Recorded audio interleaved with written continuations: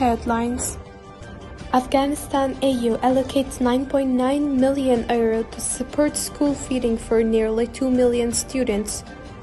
Protest in Spain voices concern over Afghanistan embassy's engagement with Taliban. World leaders convene for Gaza peace summit amid regional tensions. Hello, my name is Mahia Nouri from First Time News Network. Today is 21 October 2023. The European Union has committed an additional €9.9 million to the United Nations World Food Programme WFP to bolster school feeding programs for nearly 2 million primary school students across several provinces in Afghanistan. The funding will facilitate the distribution of nutritious school snacks to approximately 900,000 boys and over 850,000 girls attending primary schools in Nangarhar, Nuristan, Ghor, Farah, Jawzjan province over the next 2 years.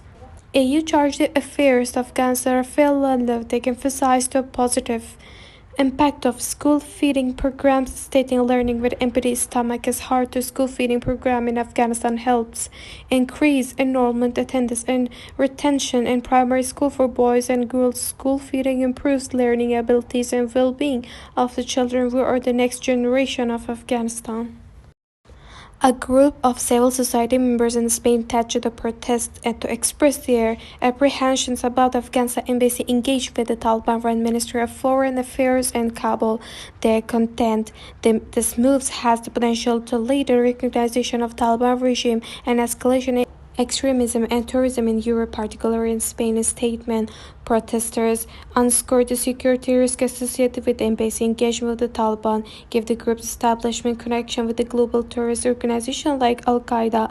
Additionally, they expressed concern the engagement could jeopardize the lives of political refugees from Afghanistan and other regional countries residing in Spain. On October 6, the Afghan embassy in Spain made an official announcement about the intention to engage with the Taliban-run foreign ministry for the provision of consult services. Sources familiar with the situation have indicated that the Taliban is exerting political and economic pressure on Afghan emphasizes and general consultants worldwide to engage with the current regime in Afghanistan. The protesters presented a series of demands urging the Spanish government to take this matter seriously and prevent any interaction with the Taliban to mitigate the growth in extremism. They also called upon the United Nations Human Rights Organization and the international community to make a comprehensive efforts to establish an inclusive and lawful government, while also recognizing the Taliban's war crimes and Hazara genocide and gender apartheid in Afghanistan.